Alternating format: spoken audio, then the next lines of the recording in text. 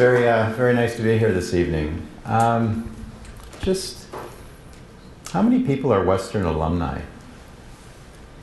Okay. How many people still study or work at Western? Okay. And how many are not in either of those two categories? Okay. All right. Well, this is a topic that I got interested in about 3 years ago, and I'm quite excited about this topic for a number of reasons. I teach a course in it called The Science of Sitting. It's a graduate level course. And I also conduct some research through my lab on this particular topic.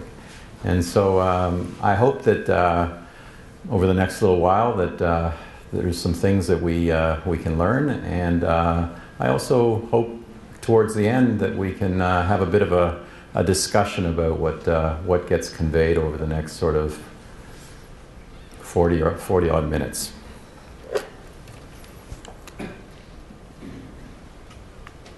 So there's been a lot of media attention over this topic. And I've put these slides up here, or this slide up here with these images, because they're quite sensational, some of the headlines. Okay? Sitting is the new smoking. That's pretty profound statement, and I think it is a little bit of a stretch. I think it's a sensational sort of headline, but it does capture our attention and hopefully our interest with respect to, well, why would they be saying that? What's going on here? Because this is something that we all do. It's something that you're doing right now. And so how bad can it really be? Well, I'm a bit of a sort of historian in terms of, I like to learn about history of things. And so, why not go back in time into the 50s and see, well, was anybody doing any research? Was anybody conducting any evidence-based knowledge with regards to the ill effects of sitting? And I came across, as anyone who is interested in this topic, some very interesting work coming out of Britain by Morris and colleagues with regards to occupational activity and all-cause mortality. And Morris's classic study, which I'm not going to show you on the next slide, but I'll just sort of lay the groundwork in terms of what one of his classic studies was looking at people that worked on double-decker buses in England. And they still exist today, but in the 50s, I think they were a very popular way of moving people around through London. And he was interested in two individuals, the one that drove the bus and the other person that went up and down the two flights, the flight of stairs, who ticketed people. And lo and behold, if you follow these people over an extended period of time, which one do you think died first? Yeah. And what we have here are three types of individuals who are classified as working heavy, working intermediate, and working light. And light can be considered essentially white-collared work. Okay? And what we have here on the x-axis is mortality per 1 million person years, and that's a term that gets used in epidemiology research. And on the x-axis here, we can see various age brackets that move into the 70s.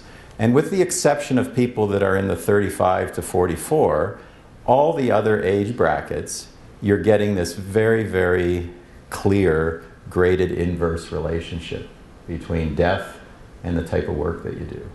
So this was made apparent to us in the 50s, that if you have a job where you're actually physically working with your legs and your hands compared to a job where you're sitting on your butt all day, you're gonna live longer in the former rather than the latter. And so we knew something was up way back in the 50s. If we look at what's going on today, or more recent in 2009, here's some data by Kazmersky. Again, we've got death per, in this time, 10,000 person years, and we've got time spent as a percentage being sedentary. So if we take a look at people who are inactive, which is the blue bars, we can see that there's a nice linear dose response. So the more you spend being inactive or sitting, the more death is associated with that. What's also quite interesting is that even if you are active, your rate of death is lower, but as it goes from 25 to 50 to 75 to greater than 75%, you're starting to also see a linear increase. It's not as dramatic, but nevertheless there. So even people who go and meet guidelines, people who will exercise for 30 or 40 minutes a day, are not necessarily protected from this.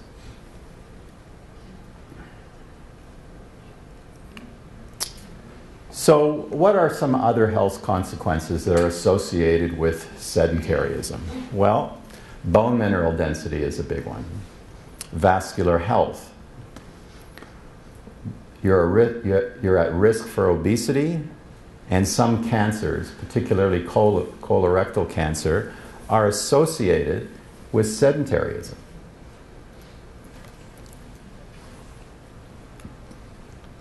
This is sort of fresh off the press last year, and I was really excited to read this, even though I'm not a geneticist.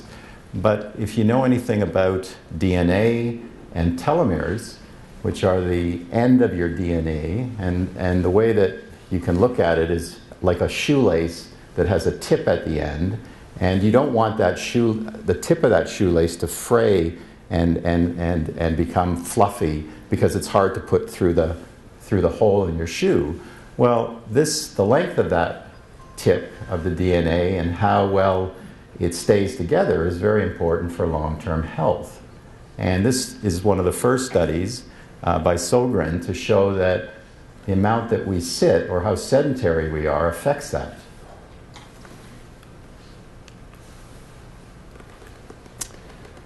If you're interested in the psychological side of things, there's some evidence that's coming out today that's showing that there's quite a strong relationship between sitting at work and psychological distress.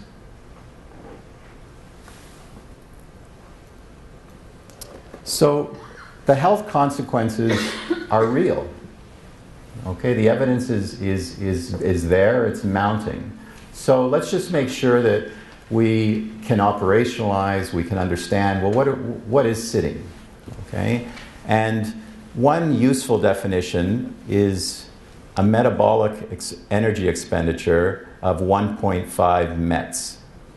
And a MET is defined as a kilocal of body weight per hour that's equivalent to the energy cost that's associated with sitting. Okay, and I'm going to come back to that definition in a few slides to hopefully clarify it for those that may not completely understand what I'm saying here. So if we look at metabolic equivalents on a continuum from sedentary to light physical activity to moderate to vigorous, you can see that this is where sedentary behavior sort of falls. And as we move into light incidental activity, it goes up to about 3. The guidelines for what is recommended for adults, which is essentially doing about 150 minutes a week of moderate to vigorous, is essentially metabolic equivalents that are between 3 and 6 for moderate and 6 and 7 for vigorous. Okay? So hopefully that helps clarify things a little bit. Again, if you take this continuum of sleep and sedentary behavior in METs on this side, and it moves to intense exercise on this side, we we, as kinesiologists at Western, we're essentially interested in the exercise side of things. Okay, that's how we get our training. We don't really understand as much or as well sedentary physiology. Okay. So, the next few slides are going to be relevant to this particular device here, which is an accelerometer. Okay, and this is a device that has helped us measure free living physical inactivity and free living physical activity by just wearing the device.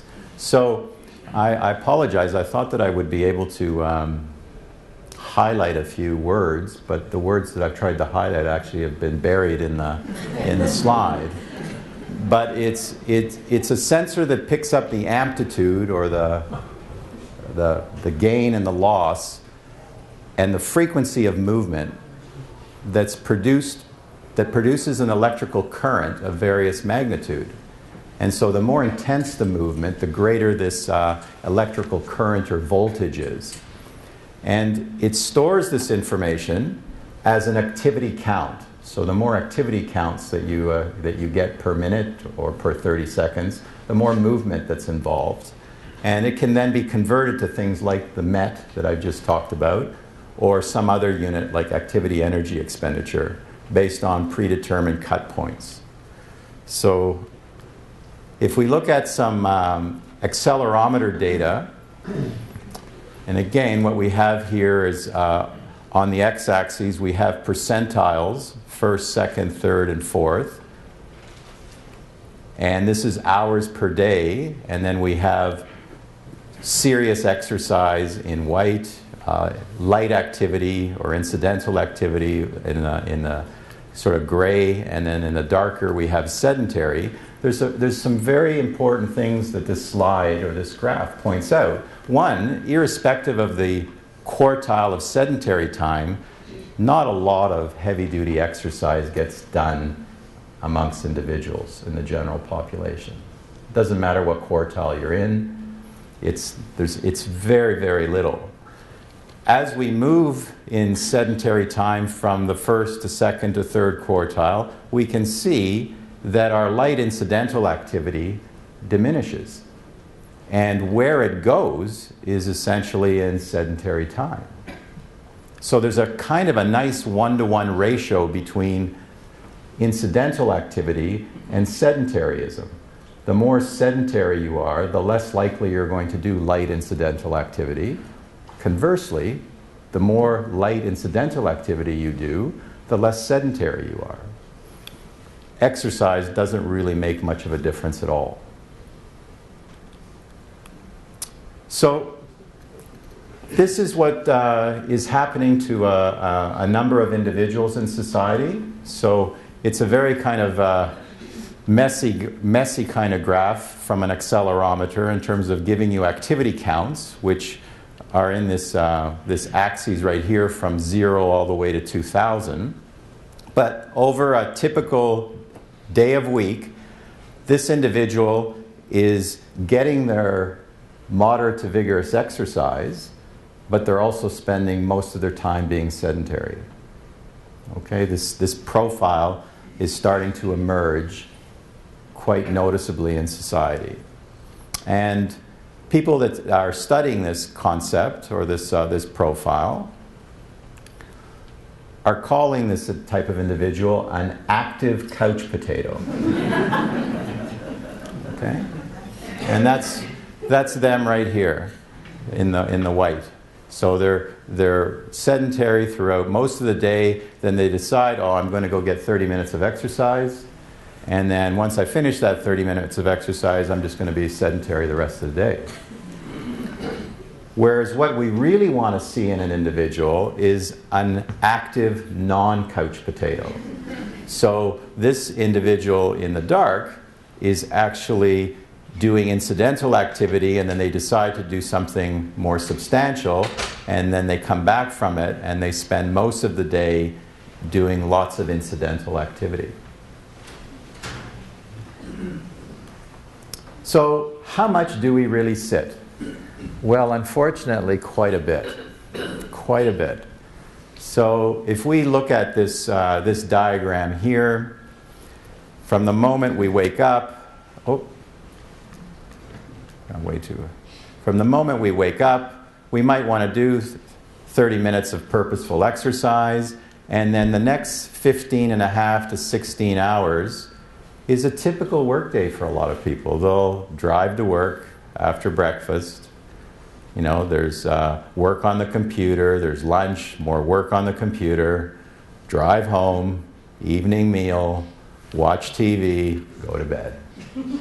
Sounds familiar? Yeah. All right. And so most of our waking day is spent being sedentary. In fact, when you think about it, we sit and lie down today more than we sleep. What a phenomenal thing to be able to say. We sit and lie down during our waking day more than we sleep. How is that possible?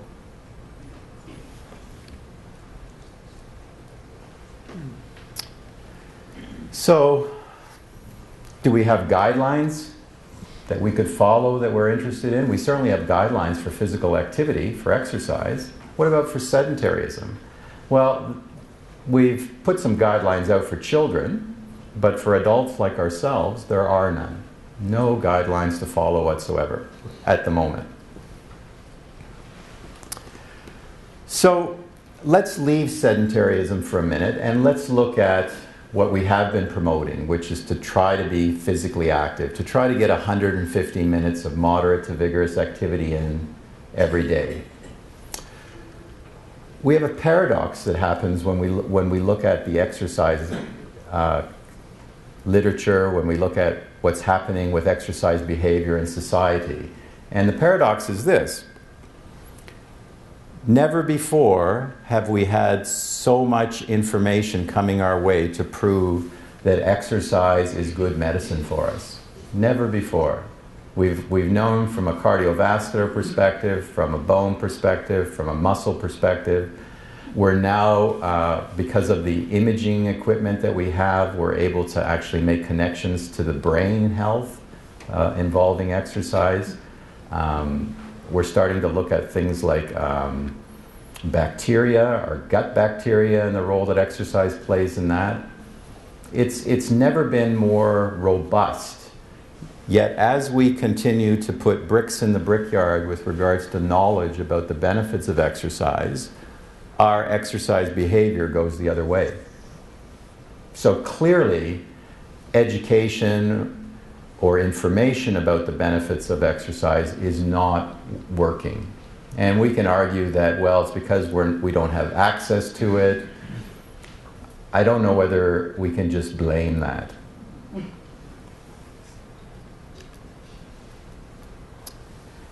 If we look at a recent survey that was done with Accelerometer data by Colley and colleagues, 15% of adults, you people out there, accumulate 150 minutes of moderate to vigorous physical activity per week. And that equates to a grade F. We've failed miserably. The self-report data from these surveys was always much better. It was always much more favorable. Kind of 30, 35, 40% of Canadians get that recommended dose. Well, you put an accelerometer on them, and the numbers really go down south.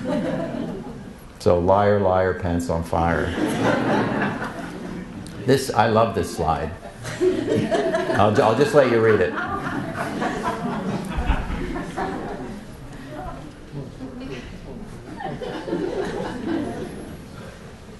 That's how much people in Britain hate to exercise.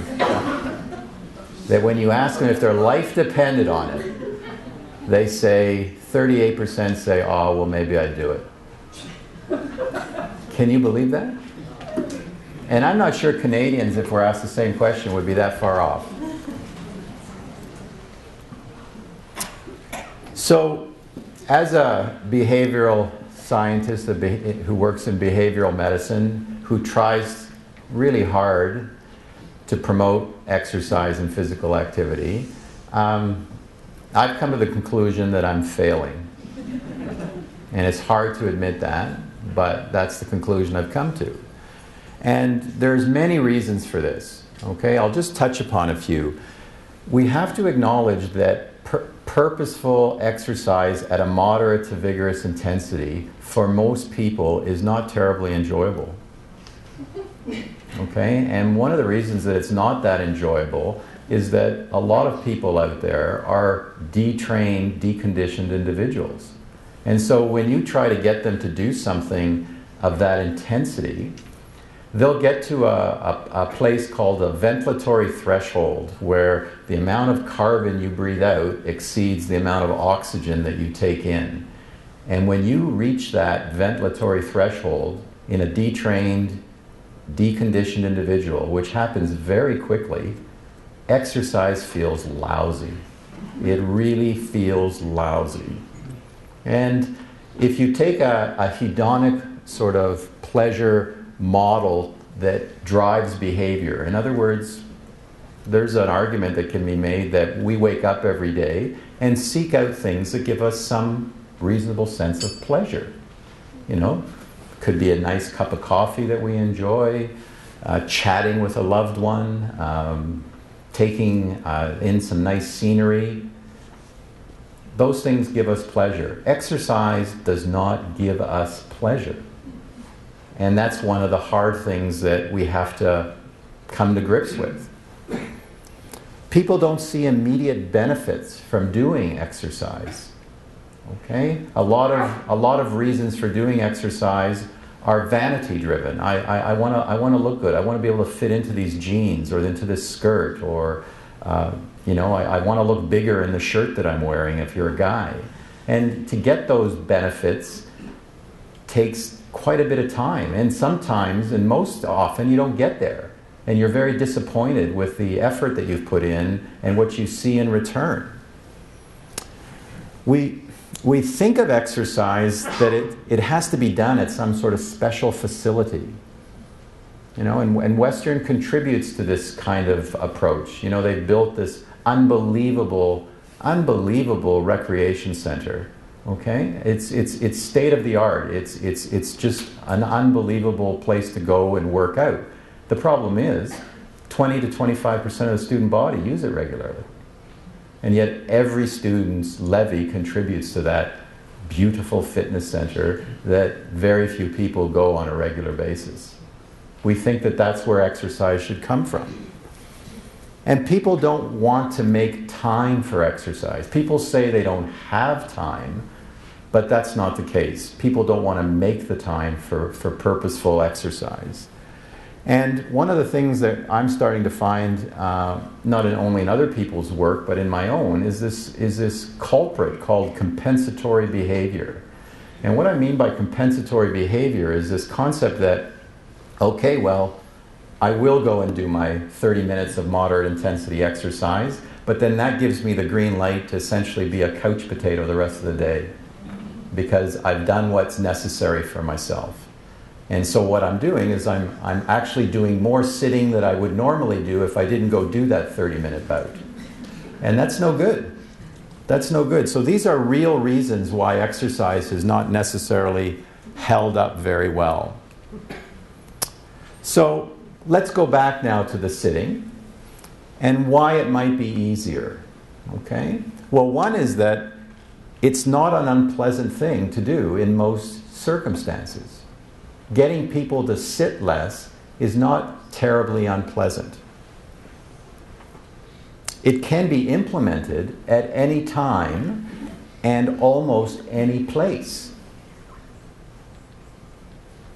Extra time doesn't have to be put aside to sit less. And sitting leads to more incidental physical activity. That exchange, it goes somewhere. When you sit less, it goes somewhere, and it usually goes to incidental activity. And if you do enough incidental activity throughout the day, then you're going to get health benefits. And incidental physical activity is easier to do than moderate to vigorous physical activity for most individuals. So these are all legitimate reasons why the goal should be to sit less, not necessarily to try to do recommended guidelines of moderate to vigorous physical activity. So if you're interested in this topic, there's a fellow by the name of James Lewin, who is like just an excellent researcher on sitting and in particular incidental activity.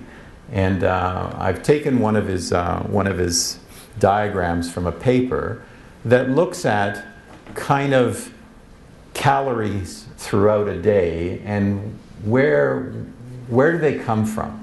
And again, keep in mind that from 0 to about 1,500, 1,600, which is about 60% of one's total calorie per day, just comes from their own basal metabolic rate.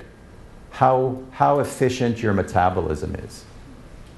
Okay, that's where that many calories come from a day.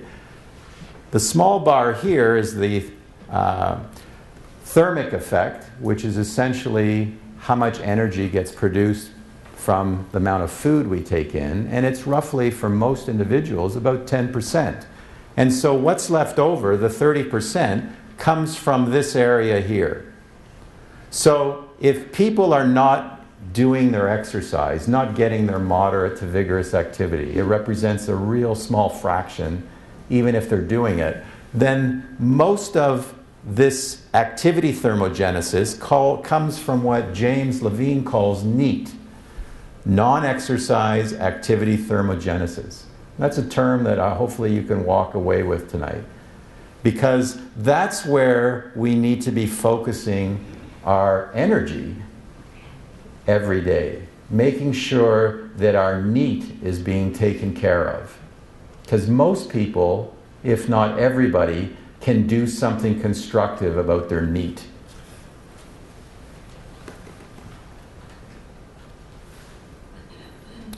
And NEAT can be broken nicely down into occupational stuff as well as leisure stuff. And here are some NEAT calories per day that's associated with occupation. And you can see we've gone beyond the days now of strenuous farming work, which has an enormous amount of calories per day. And this is where we've ended up. And notice how big the spread can be and how much you can increase seated work even if you do discrete small movements or standing throughout the day. You can make a dramatic impact on your NEAT. I'm not asking people to go out and do farm work, but what I am asking is think about all the seated stuff we do and how we can break up long periods of sitting down. And so we're going to do that actually in this class. I'm going to ask you right now to stand up, okay? And if you would be so kind to do that. And for the next 2 minutes, I want you to listen to the next slide or two, standing up, and then I'll ask you to sit down, because what you are doing is you're purposefully breaking up a long period of sitting, which I don't want to see happen in my lecture.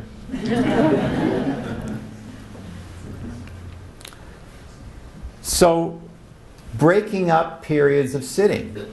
Here we have a diagram on your right, my left, of a prolonged person. So the black bars represent sedentary time of less than 100 counts per minute. And you can see there's an enormous amount of them.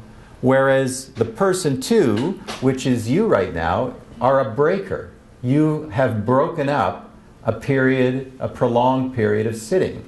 And what we want to see is people breaking up more periods of sitting throughout their day, like you are doing right now. Now, how many people right now find this incredibly stressful to stand up? How many people have lost concentration about what is being spoken of? So please sit down.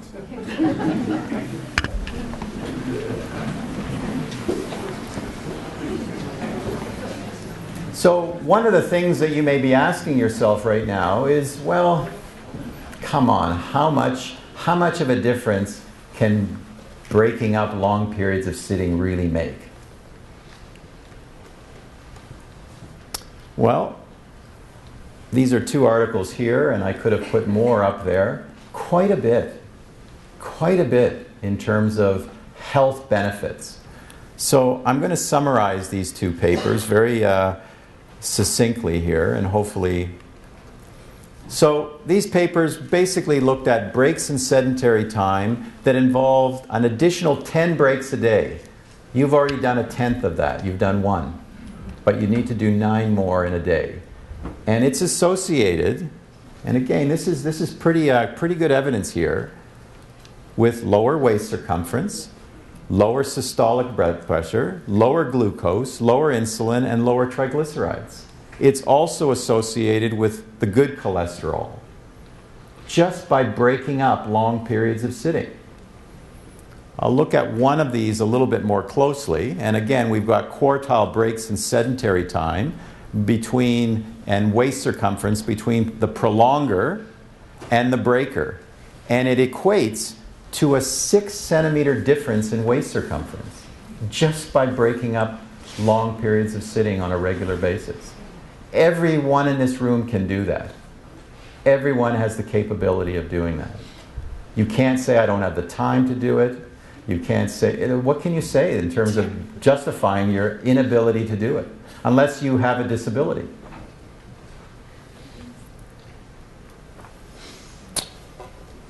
There's big money here at stake, okay? The Conference Board of Canada and Participation just recently put out a report saying even if we get 10% more people to get off their butts in the next 25 years, that's a $7.5 billion saving. It's big money. So, what kind of interventions are out there that involve breaks in sitting that show that they work? So this slide here is by a famous psychologist, Kurt Lewin, that basically says behavior is a function of the person and the environment. So what I'm going to do is I'm going to quickly show you some personal interventions as well as some environmental interventions that show breaks in sitting can actually work. You can actually do it through intervention. So one of the things that I'm interested in, one of my students is doing this right now, and that's using technology in a meaningful way. Okay, and this is Apple is launching these Apple Watches right now, and one of the features, and this is it's down here, is it senses when you stand and can move just a bit and gives you credit when you do so on a watch. And if you've been sitting for an hour, it reminds you to get up. So you don't even have to be disciplined to do it yourself. You can have the watch do it for you.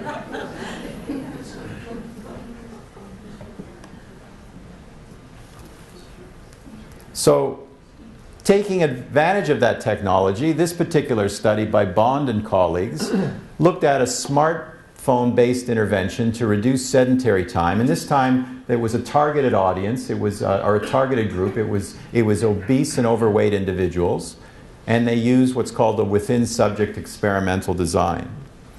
And so, up above here, you can see the smartboard or smartphone display. Here, it's when it's on and activated but idle. In B, an activity prompt is presented. Can you see that? Yeah. I would rather, can we just cut the lights and just take, just so that they could maybe see that? Yeah. Okay. And then C is the onboard accelerometer detects the activity break goal that has been accomplished. And then D, go lights have been earned by performing the activity breaks following the activity prompts. So by getting people to do this intervention through this smartphone, and the intervention was 3-minute breaks every 30 minutes of sitting. So it was a lot. They were able to get 47 minutes of a reduction from 593 minutes of daily sitting in these individuals, which was a 6% reduction. And I've just shown you previously the benefits, the health benefits you get from taking breaks in long periods of sitting. So they concluded that the smartphone-based intervention significantly reduced sitting time, or SID. Prompting frequent short activity breaks is an effective way to decrease SID. Future work should determine whether these sedentary reductions can be maintained over a long period of time. This experiment was done over a 7-day period, so only provided evidence for short-term benefits. So what about the environment? Well, here we have a Swiss ball. Here, this is actually a 2-legged chair. These two forms of activity are sitting activities, but they're dynamic in nature. Okay? And then we've got standing workstations. This one actually has a treadmill on it. This one looks just like my desk in my office. I have the ability to raise and lower my desk electronically. So whenever I feel I want to break from sitting, I can just stand and do my work. And my work does not get affected. And when I get tired of standing, then I just push a button and lower my desk. The problem with these technologies right now is they are a bit pricey. And you have to think twice about, well, can I afford to do this? But certainly a Swiss ball is not terribly expensive, and you certainly can get some neat activity from just some dynamic movement in a sitting position through it. So again, studies are coming out, particularly with retooling and refitting offices to give people an opportunity to take breaks through these changes in office furniture. And the results are very, very positive in terms of their usage, the reduction in sitting that takes place, and potentially the health benefits that come from it. Now, some of you may argue, well, you know what, if I have to be in a different position at work than sitting, my work may get compromised. And again, studies are coming out saying that's bunk. It does not exist. And in fact, the only thing that potentially is a problem is if you are a person that has to do very, very precise movements with the mouse. That's the only time that someone will complain about doing most of desk work in a dynamic sitting or standing position, knowing that they could go back to a sitting position anytime they want. So it really is just a myth that, one's performance and cognitions about their job are going to be negatively affected.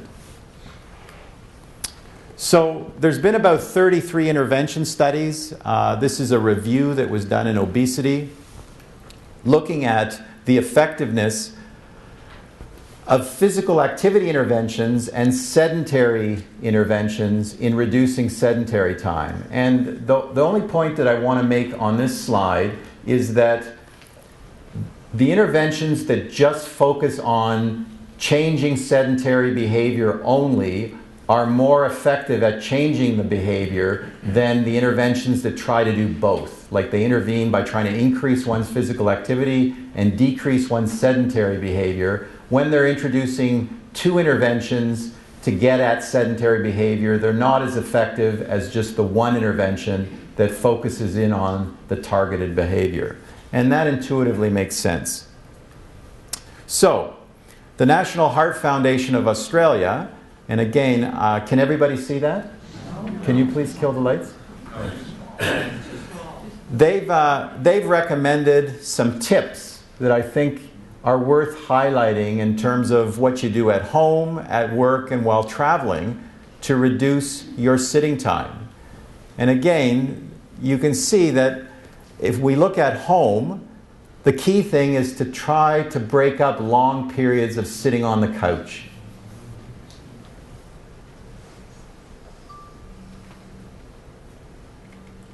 You can stand and read the morning paper. The chores are a tough one. You know, like it's quite interesting chores because we feel that if we can afford not to do them, we'll pass them on to somebody else. We can sometimes bury our head in the sand and pretend they'll go away, and we'll deal with them at a later time. But they actually provide a really good way to increase your NEAT, to get at incidental activities. And I don't know whether somehow we've lost the ability to get satisfaction from doing some household activity really well and getting some satisfaction from it. And I don't know why that is, but it's typical in a lot of households today. At work, well, there's a whole host of things that you can read here that you can try to do to break up periods of sitting and sit less. One thing that I do that's not up here is for the last 2 years, I purposely have walking meetings. When a graduate student wants to see me and wants my time, or even if I have a visitor coming from out of town, I'll say, walk with me. And they'll look at me a little bit funny, but we'll go for a walk and talk about what we need to talk about. And productivity doesn't suffer, nothing suffers, other than your own mental and physical health improves. And it's just whether you want to do something like that. And certainly while traveling, we need to find better ways to travel other than the automobile.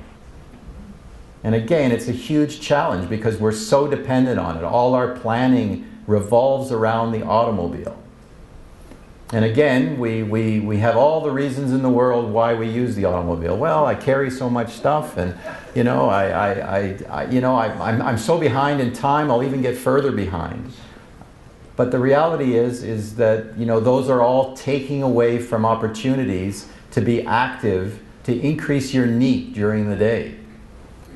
And, you know, I'm always, you know, I get frustrated, but I'm also encouraged when I go to cities where public transportation is really good and people are using their legs to move around. They're not using the automobile. And I just think, oh my God, like why can't it happen here? Like why is it so hard here? Why have other countries and cities like Copenhagen and Ghent in Belgium, why have they embraced just using your own legs to move around and use that as your form of transportation?